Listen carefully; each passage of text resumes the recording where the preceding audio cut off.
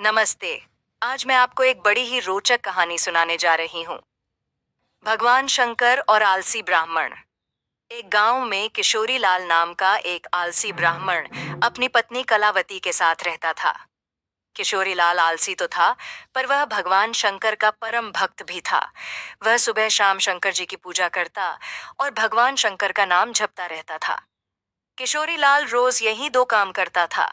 बाकी समय अपनी आलसीपन की वजह से वह घर में ही सोया रहता था। इसी वजह से किशोरी लाल और उसकी पत्नी के बीच आए दिन अनबन होती रहती थी। एक दिन उसकी पत्नी कलावती उससे बोली, सुनते हो जी, आज जल्दी से खाना खाकर खेत चले जाओ। आज फसल काटनी है और हाँ, खेत से आते हुए सरसों का साग भी लेते हुए आना। घर में सब्जी बनाने को कुछ भी नहीं है। आते हुए भूल मत जाना, नहीं तो आज खाना नहीं बनेगा। मैं पहले से ही बोल रही हूँ। पत्नी ऐसा बोल ही रही थी कि किशोरी लाल अपनी पत्नी की बातों को नजरअंदाज करके बिस्तर पर सोने चला जाता है। कैलाश में बैठी माता पार्वती भगवान शंकर से कहती हैं, भगवान, यह आपका कैसा भक्त है? ऐसा क्या कारण है कि यह आपकी भक्ति तो करता है पर कोई कर्म नहीं करता? आपको तो इसका मार्गदर्शन करना चाहिए। भगवान शंकर बोले, मैं सब देख रहा हूँ पार्वती। इसे पिछले जन्म में श्राप मिला था और श्रावण मास पर उसकी मृत्यु हो गई थी। इसी कारण इस जन्म में यह मनुष्य रूप में जन्मा तो है, पर इसका आलसी स्वभाव नहीं गया। सही समय आने पर मैं इसे उचित शिक्षा दूंगा। किशोरी लाल की पत्नी कलावती फिर से उसे जगाने लगी। अरे ये क्या, तुम वापस सो गए? उठो जल्दी और खेत में जाओ। आज फसल काटने जाना है। खेत में फसल बहुत बड़ी हो चुकी है। अगर आज फसल को नहीं काटा तो उसे जानवर चर जाएंगे, नहीं तो कोई चुरा लेगा। मेरी बात सुन भी रहे हो? हे भोलेनाथ, न जाने इनका आलस कब खत्म होगा। मैं तो इनसे तंग आ चुकी हूँ। कलावती बोलती जा रही थी, पर किशोरी लाल को तो कोई फर्क ही नहीं पड़ रहा था। वह चुपचाप बिस्तर पर लेटा हुआ था।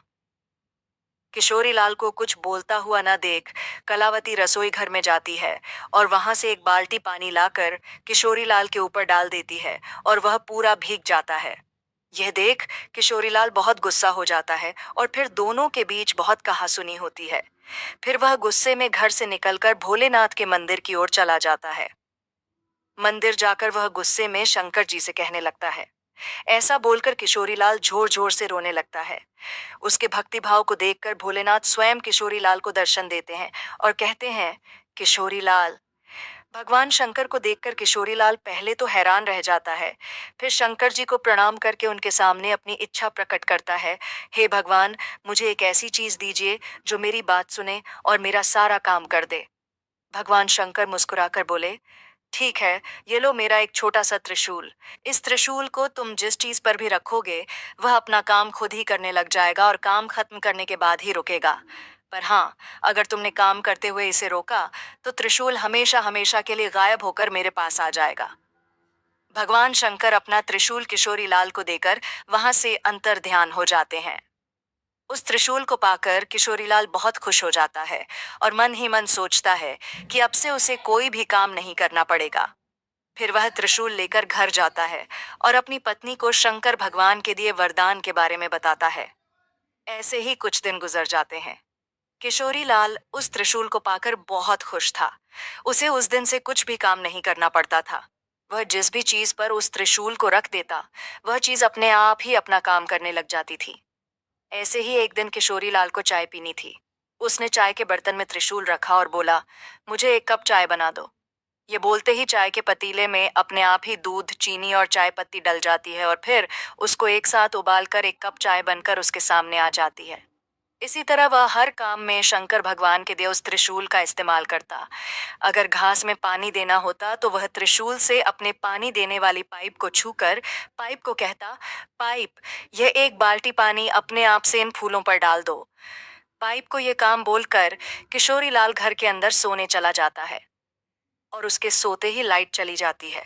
लाइट चली जाने के कारण पंखा बंद हो जाता है, पर किशोरी लाल बिना चिंता करते हुए अपने हाथ पंखे को कहता है, पंखा, मुझे गर्मी लग रही है। जब तक लाइट न आए तुम मुझे इस पंखे से हवा करो। किशोरी लाल के कहने अनुसार हाथ पंखा बिना देर किए हवा करने लग जाता है और जैसे ही लाइट आती है तो हाथ पंखा बंद हो जाता है। इस तरह वह अपने हाथ से बिना कुछ काम किए बड़ी आसानी से सारे काम को कर लेता है। फिर एक दिन किशोरीलाल को भूख लगी और अच्छे अच्छे पकवान खाने का मन किया, तो वह खाना खाने बैठा। किशोरीलाल मन में ही बोलने लगा, कैसा होता अगर खाना भी अपने आप ही मुंह में आ जाए, मुझे हाथ कभी इस्तेमाल ना करना पड़े और मैं आसानी से खाना भी खा लूंगा। यह सोचकर वह खाली प्लेट पर त्रिशूल रखकर बोला, अच्छे अच्छे पकवान मेरे मुंह में अपने आप आ जाओ। ऐसा कहते ही प्लेट से तरह तरह के पकवान निकलकर किशोरीलाल के मुंह में जाने लगे। तरह तरह की मिठाई, नए नए स्वाद के पकवान और बिना रुके अपने आप ही उसके मुंह में जाने लगे और वह बड़े मजे से उन्हें खाकर आनंद ले रहा था। पर यह मजाक कुछ देर तक का ही था। थोड़ी देर में किशोरीलाल का पेट भर गया और वह खा नहीं पा रहा था, पर खाना था कि रुकने का नाम ही नहीं दे रहा था। प्लेट से भिन्न भिन्न प्रकार के व्यंजन निकलकर उसके मुंह में जा रहे थे। यह देखकर किशोरीलाल परेशान हो गया। वह जैसे ही खाने को मना करने जा रहा था, तो उसे भगवान शंकर की बात याद आई कि अगर वह काम करते हुए त्रिशूल को मना करता है, तो उसका वरदान हमेशा हमेशा के लिए समाप्त हो जाएगा। यह सब सोचते हुए वह चिल्लाने लगा। उसकी चिल्लाने की आवाज सुनकर उसकी पत्नी रसोई घर से बाहर आती है और किशोरीलाल को देखकर हैरान हो जाती है। फिर किशोरीलाल से उसकी पत्नी खाने को रोकने के लिए बोलती है, पर वह शंकर भगवान के दिए वरदान को नष्ट करना नहीं चाहता था। पर आखिरकार उसे बोलना पड़ा, रुक जाओ। खाना आना तो रुक गया, पर उसके साथ शंकर भगवान का दिया हुआ वह त्रिशूल भी गायब हो गया। किशोरीलाल त्रिशूल अपने पास न देखकर बहुत दुखी हुआ, पर अब वह कुछ भी नहीं कर सकता था। शंकर भगवान का दिया वरदान उसने खुद ही समाप्त कर दिया था। अब तक किशोरीलाल ने त्रिशूल को जो भी काम दिया था, उन सबको काम खत्म कर करना है, यह भी अनजाने में ही सही बोल दिया था। पर खाना खाते समय कब रोकना है, यह नहीं बोला था, जिस कारण खाना बिना रुके उसके मुंह तक आता ही जा रहा था। वह मन ही मन बोला, हे महादेव, मैं समझ गया कि आपने मुझे ऐसा वरदान मुझे सबक सिखाने के लिए दिया था। मैं कितना बेवकूफ था जो आलस के कारण हर ढील में ये देता है, इंसान में ही ये धी को टाल दिया करता था। आपने मुझे सिखा दिया है कि छोटे छोटे काम के लिए किसी दूसरे पर निर्भर रहने से कितनी बड़ी मुसीबत आ सकती है। उस दिन के बाद से उसने आलस करना छोड़ दिया और वह रोज खेत जाने लगता है और अपना काम खुद करने लगता है। इस तरह उसका जीवन खुशहाल हो गया। दोस्तों, आपको यह कहानी कैसी लगी? आप भी अपने विचार नीचे साझा कर